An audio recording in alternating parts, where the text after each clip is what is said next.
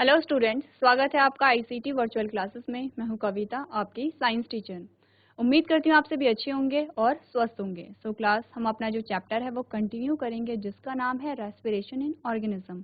हम श्वसन के बारे में बात कर रहे थे और हम कह रहे थे हम क्यों श्वसन करते हैं, हम क्यों सांस ले रहे हैं, क्यों सांस को छोड़ रहे हैं, क्या इंपॉर्टेंस होती है श्वसन की हमारी लाइफ में। फिर हमने कहा कि हम सांस को ले रहे हैं तो ऑक्सीजन ले रहे हैं, क्यों ऑक्सीजन ले रहे हैं, क्या फंक्शन है ऑक्सीजन का। उसके बाद हमने कहा हम CO2 को क्या करते हैं, छोड़ते हैं। तो CO2 कहाँ से बनती है, क्यों हम उसे छोड़ रहे हैं, ये सारी चीजें हम यहाँ पे डिस्कस कर चुके हैं। आज जो हमारा टॉपिक है उसे और ज्यादा डीप में पढ़ेंगे, जानेंगे रेस्पिरेशन के बारे में। तो आइए चलते हैं स्मार्ट बोर्ड की तरफ और अपना टॉपिक स्टार्ट करते हैं। चलिए क्लास हम बात कर रहे हैं रेस्पिरेशन की। अभी तक आपने रेस्पिरेशन में क्या समझा है, रेस्पिरेशन क्यों हम कर रहे हैं, क्योंकि हमें क्या करना है, एनर्जी को लेना है। ठीक है, एनर्जी कहाँ से लेंगे, हमने कहा जब पाचन पूरा होगा तो उसे हम कहते हैं पाचित भोजन, जिसे आप जानते हैं ग्लूकोज के रूप में। ठीक है, अब ग्लूकोज को हमें क्या करना है, ग्लूकोज को हमें यहाँ पे तोड़ना है। ये वाली प्रोसेस हमने जानी थी। ग्लूकोज को तोड़कर ही हमें क्या मिलेगी, एनर्जी मिलेगी, यानी कि ऊर्जा मिलेगी। ये ग्लूकोज हमारे पास आ गया है और इसका जो फॉर्मूला है वो ये आपके पास है C6H12O6। ठीक है, तो इस ग्लूकोज को हमें तोड़ना है जिससे कि हमें क्या मिले, एनर्जी मिले। ग्लूकोज को तोड़ने के लिए हमें क्या चाहिए, ऑक्सीजन चाहिए। ठीक है, और ये ऑक्सीजन हमें कब मिलेगी, जब हम श्वसन करेंगे, जब हम सांस लेंगे। हमने सांस ली, ऑक्सीजन हमारी बॉडी में गई, पूरी हर एक सेल में गई, उसने सेल में क्या किया, ग्लूकोज को तोड़ा।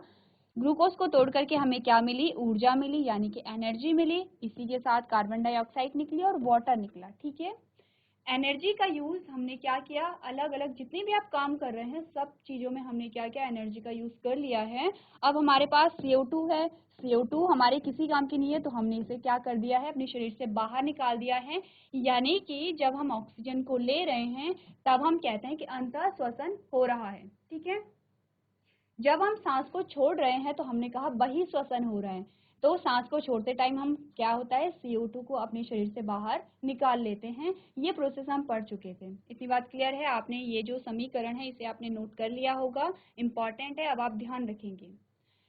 इसके बाद अभी तक आपने श्वसन को समझा है, आपने श्वसन की इम्पोर्टेंस समझी है। ठीक है, श्वसन की जो प्रक्रिया है उसके बारे में थोड़ा बहुत आपने समझ लिया है। अब आता है श्वसन के प्रकार।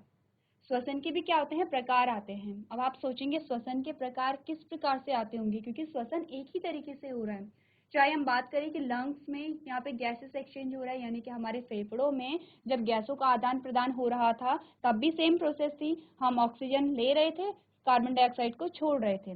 जब कोशिकीय श्वसन की बात आई तो हमने कहा कोशिकीय श्वसन में क्या होता है, कोशिकीय श्वसन में हम ऑक्सीजन को लेते हैं, कोशिका में ऑक्सीजन जाता है, ग्लूकोज को ब्रेक डाउन करता है यानी तोड़ता है और वहां से CO2 बनती है। CO2 फिर क्या होती है, हमारे शरीर से बाहर निकल जाती है। सेम प्रोसेस वहां पर भी हो रही है। तो यहाँ पे ऐसा क्या है कि हम अब श्वसन के प्रकार पढ़ रहे हैं। देखिए, आप किसी भी चीज के प्रकार पढ़ते हैं, वो क्यों पढ़ते हैं, क्योंकि उसमें कुछ चेंजेस होते हैं। ठीक है, उसमें क्या होते हैं, कुछ चेंजेस होते हैं। तो श्वसन में भी क्या होगा, अलग अलग प्रकार से होगा, अलग अलग क्या होती होगी, इसकी प्रोसेस होती होगी। श्वसन क्या होता होगा, अलग अलग तरीके से होता होगा, इसीलिए हम इसके क्या पढ़ रहे हैं, प्रकार पढ़ रहे हैं। और जब श्वसन के आप प्रकार पढ़ेंगे तो आप दो चीजों के बारे में पढ़ेंगे, आप पढ़ेंगे एरोबिक रेस्पिरेशन और एनारोबिक रेस्पिरेशन।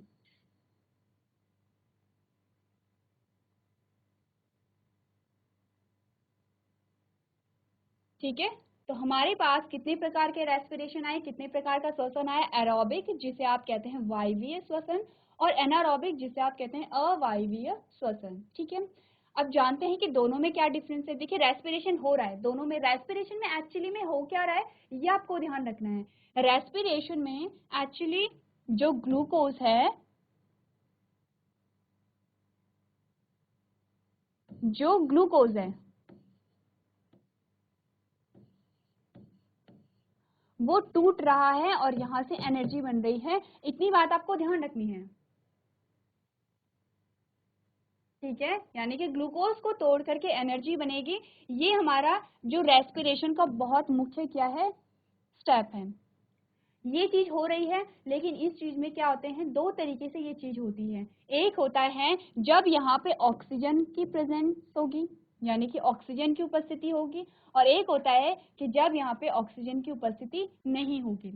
अब आपके माइंड में एक क्वेश्चन आ रहा होगा कि हमने कहा था ग्लूकोज तभी टूटेगा जब वहाँ पे ऑक्सीजन मिलेगा, ठीक है। अगर ऑक्सीजन नहीं मिलेगा तो ग्लूकोज कैसे टूटता है? तो इसी के आधार पर, यानी ऑक्सीजन की उपस्थिति और ऑक्सीजन की अनुपस्थिति के आधार पर हमने दो प्रकार के रेस्पिरेशन पढ़े हैं। एरोबिक रेस्पिरेशन जिसमें ऑक्सीजन प्रेजेंट होगी, उसे हम क्या कहेंगे? वायवीय श्वसन कहेंगे। और एनारोबिक रेस्पिरेशन जिसमें क्या होता है? ऑक्सीजन प्रेजेंट नहीं होगी, उसे हम कहते हैं अवायवीय रेस्पिरेशन। तो क्या क्या चीजें आप पढ़ेंगे यहाँ पे? सबसे पहले आपने कहा this kind of respiration takes place in the presence of oxygen, यानी कि जो एरोबिक रेस्पिरेशन है, जो वायवीय श्वसन है, इस प्रकार का श्वसन ऑक्सीजन की उपस्थिति में होता है। आपके पास क्या आ सकता है? दोनों में अंतर करने को आ सकता है, तो आप इस प्रकार से अंतर करेंगे, ठीक है। एरोबिक यानी कि नाम ही हमें बता रहा है कि वायवीय श्वसन है, वायवीय श्वसन है यानी कि वायु यहाँ पे है। कौन सी वायु है? हमने कहा ऑक्सीजन यहाँ पे है, ठीक है। एनारोबिक रेस्पिरेशन इसके जस्ट अपोजिट आप पढ़ लेंगे। आपने कहा this type of respiration happens in the cell in the absence of oxygen. जो एनारोबिक रेस्पिरेशन होता है, अवायवीय श्वसन होता है, इस प्रकार का श्वसन ऑक्सीजन की अनुपस्थिति में होता है, यानी कि यहाँ पे वायु प्रेजेंट नहीं होती है। इतनी बात क्लियर है?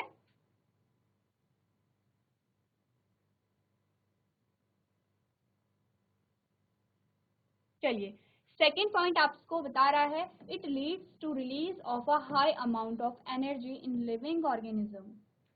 जो यहाँ पे एरोबिक रेस्पिरेशन होता है, वायवीय श्वसन होता है, यानी कि जो श्वसन ऑक्सीजन की उपस्थिति में हो रहा है, वहां से बहुत अधिक मात्रा में एनर्जी बनती है, बहुत अधिक मात्रा में ऊर्जा मिलती है।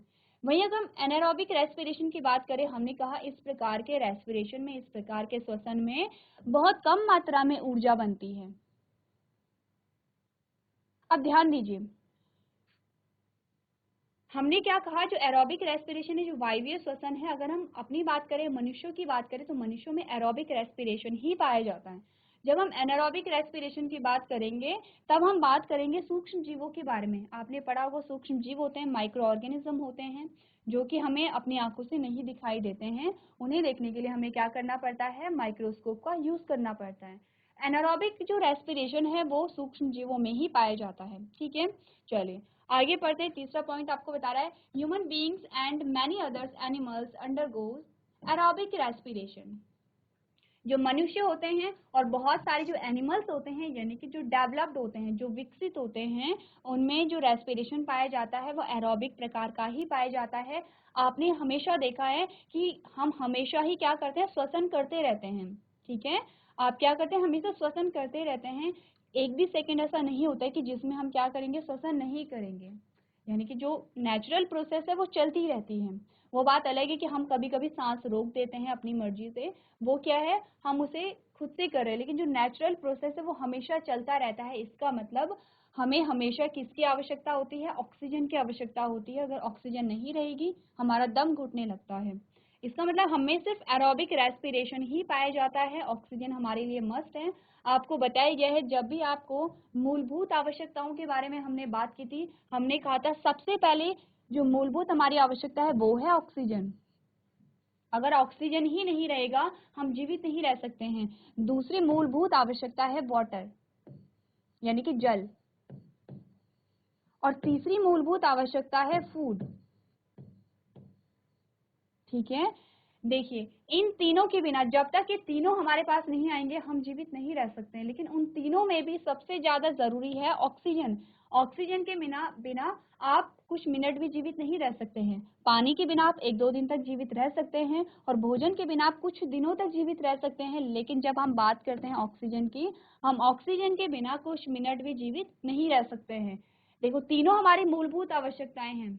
अगर हमारे पास ऑक्सीजन भरपूर मात्रा में है, पानी नहीं है, भोजन भी हमारे पास है, लेकिन सिर्फ पानी नहीं है, फिर भी हम जीवित नहीं रह सकते हैं।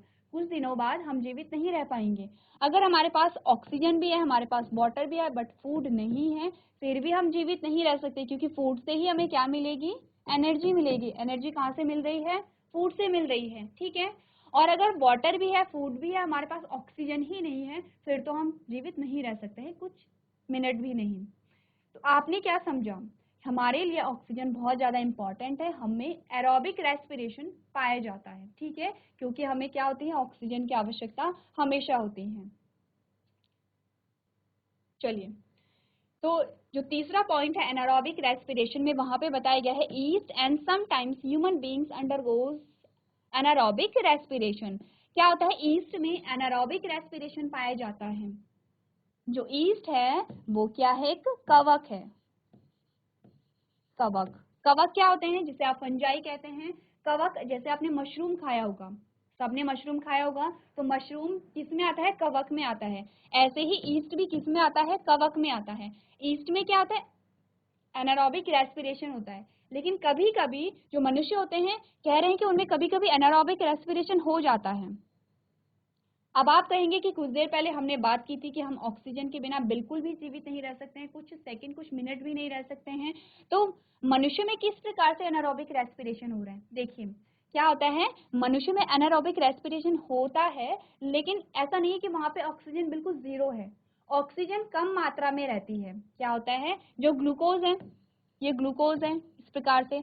अब ग्लूकोज को तोड़ने के लिए बहुत सारी क्या चाहिए, यहाँ पे ऑक्सीजन चाहिए, लेकिन ऑक्सीजन की क्या होती है, कमी हो जाती है। ऐसा नहीं होगा कि ऑक्सीजन बिल्कुल नहीं रहेगी, क्योंकि अगर ऑक्सीजन बिल्कुल नहीं है तो आप जानते हैं कि हम लोग जीवित नहीं रह पाएंगे। ऑक्सीजन प्रेजेंट है, लेकिन ऑक्सीजन की मात्रा कम हो गई है। तो जो ग्लूकोज टूट रहा है वो अब ऑक्सीजन की सहायता से नहीं टूट रहा है। इसका मतलब क्या हो रहा है, यहाँ पे एनारोबिक रेस्पिरेशन हो रहा है। आपको समझ आया हमने क्या बात की, हमने कहा कि हमारी बॉडी में जब भी ग्लूकोज टूटेगा वो ऑक्सीजन की सहायता से टूटेगा, जिसे हम क्या कह रहे हैं, एरोबिक रेस्पिरेशन कह रहे हैं। लेकिन जब हमें बहुत अधिक ऊर्जा की आवश्यकता होती है, हमें क्या तुरंत बहुत ज्यादा एनर्जी चाहिए होती है, जैसे कि जब आप रनिंग करते हैं, अब भाग रहे हैं, बहुत तेजी से भाग रहे हैं, तो आप बहुत तेजी से क्यों हाँफते हैं, क्योंकि आप जितनी ज्यादा तेजी से हाँफेंगे उतनी ज्यादा ऑक्सीजन हमारी बॉडी में जाती है। जितनी ज्यादा ऑक्सीजन हमारी बॉडी में जाएगी उतना ही ग्लूकोज क्या होगा, ब्रेक डाउन होगा, टूटेगा। जितना ग्लूकोज ब्रेक डाउन होगा उतनी हमें ऊर्जा मिलती है। लेकिन हम तुरंत, अब कभी आपने देखा होगा, आप कभी एक्सरसाइज नहीं करते हैं, लेकिन एकदम से आपने बहुत हैवी एक्सरसाइज कर दी, तो दूसरे दिन आपके जो पैर हैं वो बहुत दुखने लगते हैं, आपकी बॉडी पेन होने लगता है। वो इसलिए होता है क्योंकि हमारी बॉडी को तुरंत बहुत अधिक मात्रा में ऊर्जा चाहिए होती है, ऑक्सीजन उतनी मात्रा में नहीं मिल पाता है, तो ग्लूकोज बिना ऑक्सीजन के टूटने लगता है। जब ऑक्सीजन बिना ग्लूकोज के टूटेगा तो जो एनर्जी होगी वो बहुत कम मिलेगी, कम मात्रा में मिलेगी। और अगर ग्लूकोज ऑक्सीजन की उपस्थिति में टूटेगा तो जो ऊर्जा है वो अधिक मात्रा में बनेगी, ठीक है। तो हमने क्या बात की, ईस्ट में तो एनारोबिक रेस्पिरेशन होता है, जो ईस्ट है यहाँ पे उनमें अवायवीय श्वसन होता है, क्योंकि ईस्ट क्या कर रहा है, वो ग्लूकोज को ऑक्सीजन की अनुपस्थिति में तोड़ता है, ठीक है। लेकिन मनुष्यों में भी कभी कभी पाया जाता है एनारोबिक रेस्पिरेशन, लेकिन हम ये नहीं कहेंगे कि जब मनुष्य में अवायवीय श्वसन यानी कि एनारोबिक रेस्पिरेशन हो रहा होगा वहां पे ऑक्सीजन बिल्कुल नहीं होगी। ऑक्सीजन होती है लेकिन कम मात्रा में होती है। अब आप समझ रहे हैं, अब आप रिलेट कर रहे हैं कि क्यों ये लाइन कही गई है कि यहाँ पे कभी कभी मनुष्यों में एनारोबिक रेस्पिरेशन हो जाता है, ठीक है, कंफ्यूज कोई नहीं करेगा।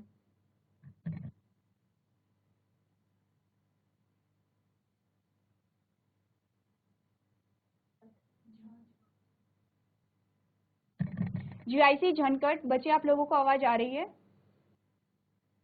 चलिए, तो मैं मान के चल रही हूँ आपको समझ आ गया होगा, आप कंफ्यूज नहीं करेंगे। मनुष्य में एरोबिक रेस्पिरेशन ही पाया जाता है, लेकिन कभी कभी एनारोबिक रेस्पिरेशन हो जाता है, लेकिन उस टाइम पे भी ऑक्सीजन की मात्रा जीरो नहीं रहती है, थोड़ा बहुत वहां पे रहती है, ठीक है। चलिए, नेक्स्ट जो पॉइंट आपको बताया गया है उसमें आपसे कहा गया है carbon dioxide and waters are also released in aerobic respiration. Aerobic respiration जब होता है तब यहाँ पे CO2 बनती है, कार्बन डाइऑक्साइड बनती है और पानी भी बनता है, किसके साथ, ऊर्जा के साथ साथ, ठीक है। लेकिन जब एनारोबिक रेस्पिरेशन होगा, जब अवायवीय श्वसन होगा, तब क्या बनेगा, animal muscle cells release lactic acid. अगर जो एनिमल होते हैं, एनिमल में जब अवायवीय श्वसन होता है तो लैक्टिक एसिड बनता है, एक एसिड बनता है जिसका नाम लैक्टिक एसिड है, ठीक है। East released ethanol and carbon dioxide in anaerobic respiration. अब कहा गया है कि अगर एनिमल या मनुष्य में एनारोबिक रेस्पिरेशन होगा, अवायवीय श्वसन होगा, तो क्या बनता है, बहुत कम मात्रा में ऊर्जा बनती है और लैक्टिक एसिड बनता है, ठीक है। और अगर हम ईस्ट की बात करें, ईस्ट में हमने कहा कि जब यहाँ पे अवायवीय श्वसन होता है एथेनॉल बनता है, ठीक है, यानी कि अल्कोहल बनेगी और क्या बनेगी, कार्बन डाइऑक्साइड भी बनेगा और यहाँ पे ऊर्जा निकलेगी। तो इतनी बात क्लियर है। आपको क्या करना है, हमने अभी तक क्या बात की है, श्वसन क्या होता है।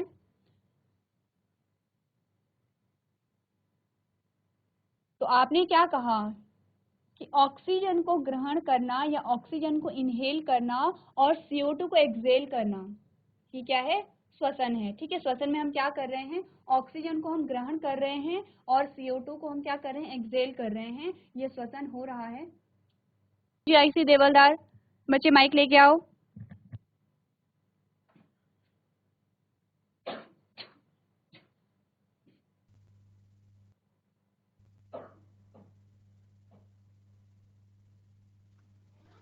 हेलो बच्चे नाम बताइए अपना। वंदना। वंदना, आप कल भी प्रेजेंट थी। Yes ma'am. ठीक है, कौन सी क्लास के हो, 6th क्लास के।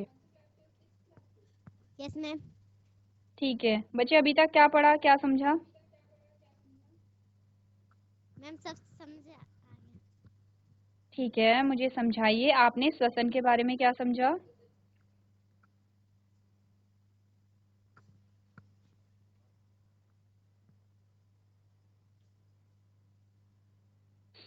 बच्चे, आपने श्वसन यानी कि रेस्पिरेशन के बारे में क्या समझा।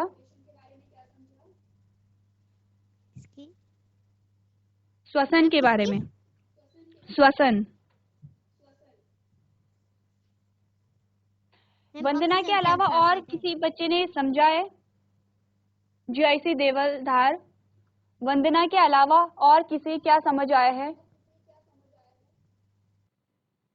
चलिए, तो ये आपने पढ़ा एरोबिक रेस्पिरेशन, एनारोबिक रेस्पिरेशन, यानी दो प्रकार के हमारे पास श्वसन आते हैं, वायवीय श्वसन और अवायवीय श्वसन, ठीक है। चलिए अब एक एक करके पढ़ते हैं वो कौन से होते हैं जिनमें वायवीय श्वसन होता है, यानी कि आप पढ़ेंगे एनारोब्स के बारे में और आप पढ़ेंगे एरोब्स के बारे में, ठीक है।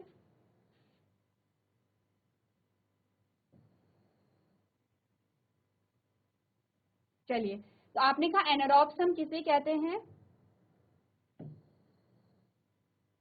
एनारोब्स हम किसे कहते हैं, हमने कहा organism that can exist in the absence of air are called anaerobes, यानी कि वो जीव जो कि ऑक्सीजन की अनुपस्थिति में जीवित रह सकते हैं उसे हम क्या कहते हैं, एनारोब कहते हैं। तो आपने क्या पढ़ा, वे जीव जो वायु, वायु से अच्छा आप क्या कहेंगे, ऑक्सीजन, ठीक है, वे जीव जो कि ऑक्सीजन की अनुपस्थिति में भी जीवित रह सकते हैं उन्हें हम क्या कहते हैं, अवायवीय कहते हैं।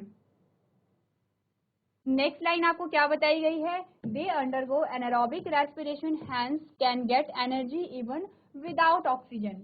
अब ये कह रहे हैं कि वे अवायवीय श्वसन से गुजरते हैं, इसीलिए ऑक्सीजन के बिना भी ऊर्जा प्राप्त कर सकते हैं।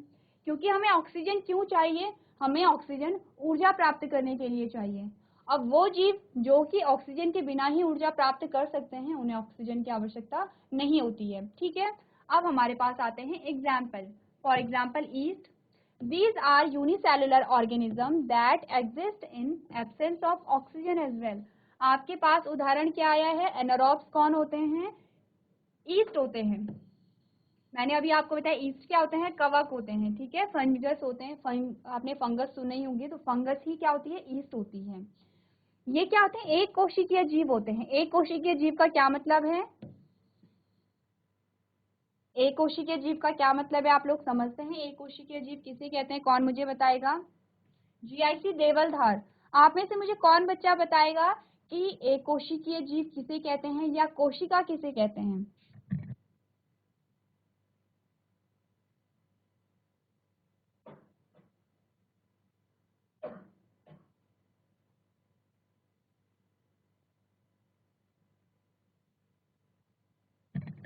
जीआईसी देवलधार बच्चे, कौन बच्चा मुझे बताएगा, या तो आप बताइए कोशिका किसे कहते हैं या ये बताइए एक कोशिकीय जीव किसे कहते हैं। चलिए माइक लीजिए, जो बच्चा हैंड रेज कर रहा है माइक ले लो बच्चे अपना।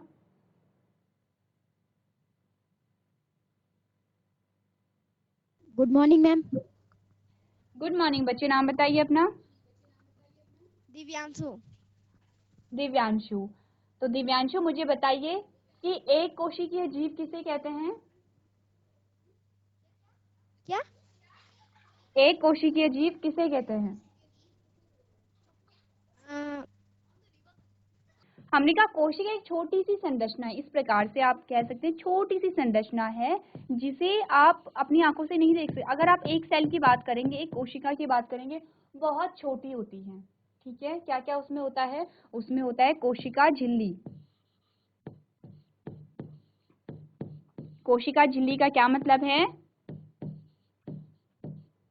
देखिए, ये एक बलून जैसा है। गुब्बारा सबने देखा है, सबने गुब्बारा देखा है, ठीक है। तो कोशिका जो गुब्बारा होता है, जो कि गुब्बारे की बाहरी जो परत होती है जिस पे आप हवा भरते हो, जो गुब्बारा होता है, जो उसका बाहरी आवरण होता है, वो कैसा होता है? जो कि पूरी अंदर के, जब आप वायु को भरते हो तो वायु को क्या करते हैं, पूरी एक जगह पे समेट के रखता है। कोशिका झिल्ली भी कुछ ऐसी है। सबसे बाहरी जो परत है वो कोशिका झिल्ली कहलाती है। ठीक है, अब इसके अंदर कुछ एक द्रव आता है, एक लिक्विड आता है। ठीक है, एक क्या तो आता है, लिक्विड आता है, तरल पदार्थ आता है, जिसे आप कहते हैं कोशिका द्रव।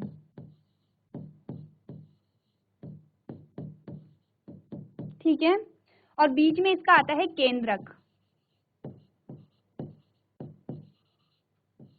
अब ये छोटी सी संरचना क्या होती है, आप ऐसे समझिए, एक गुब्बारा है। ठीक है, एक गुब्बारा है। गुब्बारा जो आप जो टच करते हैं, जो गुब्बारे के सबसे बाहरी जो वो होती है, आवरण होता है, उसे हम क्या कह सकते हैं? वो गुब्बारे की झिल्ली है। आप मान लीजिए वो गुब्बारे की झिल्ली है। वैसे ही कोशिका के बाहर एक क्या होता है, जो बाउंड्री होती है, ये जो लेयर आपको दिखाई दे रही है, जो बाउंड्री है, उसे हम कोशिका झिल्ली कहते हैं। कोशिका झिल्ली के अंदर क्या होगा? एक तरल पदार्थ भरा रहता है। जीआईसी देवलधार, आपस में बातें नहीं, आप लोग झगड़े क्यों कर रहे हैं? जो साइड में जो बच्चा बैठा हुआ है, बच्चे बातें मत कीजिए आपस में। तो हमने क्या कहा, कोशिका झिल्ली के अंदर क्या क्या चीजें हैं, जैसे कि गुब्बारे के अंदर हम हवा भरते हैं या फिर आप कभी कभी पानी भी भर देते हो, उसी प्रकार से कोशिका झिल्ली के अंदर क्या क्या भरा हुआ है? हमने कहा एक तरल पदार्थ है, ठीक है, और एक क्या है, केंद्रक है। एक चीज है जो केंद्रक है। केंद्रक आप मान लीजिए जैसे कोई बीज होता है, जैसे कि आपने किसी भी फल का बीज देखा है, तो कुछ बीज जैसे आकार का है ये केंद्रक। ठीक है, इनको हम कह रहे हैं कोशिका। ये क्या है? एक कोशिका है। इसी प्रकार से बहुत सारी अनगिनत कोशिकाएं मिलती हैं और हमारे शरीर का निर्माण करती हैं। ठीक है, अब आप ये बताइए, अब जब भी आपसे पूछा जाएगा हमारा शरीर किन से मिलकर के बना है, आप कहेंगे कोशिका से मिलकर के बना है। अब आती है एक कोशिकीय जीव, क्या होते हैं? हमने कहा ऐसे भी जीव होते हैं, जैसे कि अगर हम अपनी बात करें, हमारा शरीर बहुत बड़ा है, हम आसानी से देखे जा सकते हैं। हमारा शरीर बहुत सारी असंख्य कोशिकाओं से मिलकर के बना है, लेकिन कुछ ऐसे जीव होते हैं जिनमें सिर्फ एक कोशिका है। जैसे ये कोशिका थी, एक ही कोशिका पाई जाती है, और ये कोशिका इतनी छोटी होती है कि जिसे हम अपनी आंखों से नहीं देख पाते हैं। ईस्ट ऐसा ही प्रकार का क्या है, एक जीव है। ईस्ट में एक ही कोशिका पाई जाती है और उसे हम माइक्रोस्कोप से देखते हैं। ठीक है, तो अब ये बताइए किन बच्चों को समझ आया? जीआईसी देवलधार, सारे बच्चे नोट करेंगे, मैं आपसे कुछ देर में पूछूंगी। वंदना, आगे बैठ के बातें नहीं, आपस में बातें मत कीजिए। ठीक है, चलिए नेक्स्ट हमने क्या बात की है? हमने कहा है as a byproduct they release ethanol and carbon dioxide, that is why they are used to make wine and beer. This is called an alcohol fermentation. अब हम एनारोब्स के बारे में बात कर रहे थे, यानी कि हम उन जीवों के बारे में बात कर रहे थे जिसमें अवायवीय श्वसन होता है, यानी कि एनारोबिक रेस्पिरेशन होता है। ठीक है, आपको कहा जा रहा है कि उत्पाद के रूप में जो एनारोब्स होते हैं, जो अवायवीय जीव होते हैं, वे एथेनॉल और कार्बन डाइऑक्साइड को छोड़ते हैं, ठीक है। इसीलिए इनका उपयोग वाइन और बियर बनाने में किया जाता है। तो जो वाइन और बियर बनती है, जो ये पेय पदार्थ बनते हैं, ये किसके द्वारा बनते हैं? उन जीवों के द्वारा बनते हैं जिनमें अवायवीय श्वसन होता है, क्योंकि अवायवीय श्वसन के द्वारा क्या बनती है? यहाँ पे अल्कोहल बनता है, ठीक है। और आपने क्या समझा कि अवायवीय श्वसन किसमें हो रहा है? एग्जाम्पल क्या आया हमारे पास? ईस्ट हमारे पास एग्जाम्पल आया। इसे अल्कोहल किण्वन कहा जाता है। अभी तक आपने क्या समझा? अभी तक आपने समझा श्वसन किसे कहते हैं, श्वसन के प्रकार के बारे में आज हमने बात की है, जिसमें आपने वायवीय और अवायवीय श्वसन की बात की है, ठीक है। वायवीय का सिंपल सा मतलब है जो वायु की उपस्थिति में हो रहा है, अवायवीय का सिंपल सा मतलब है जो वायु की अनुपस्थिति में हो रहा है, और वायु से आपका मतलब है ऑक्सीजन से, ठीक है। तो सारे बच्चे नोट करेंगे।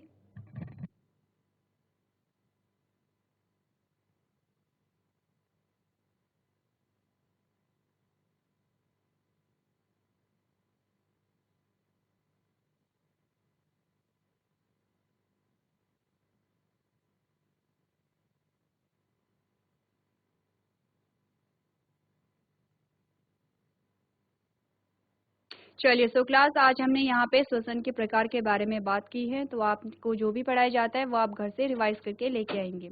तो आज के सेशन में हम इतना ही करेंगे। अभी तक क्लास में बने रहने के लिए आपका धन्यवाद।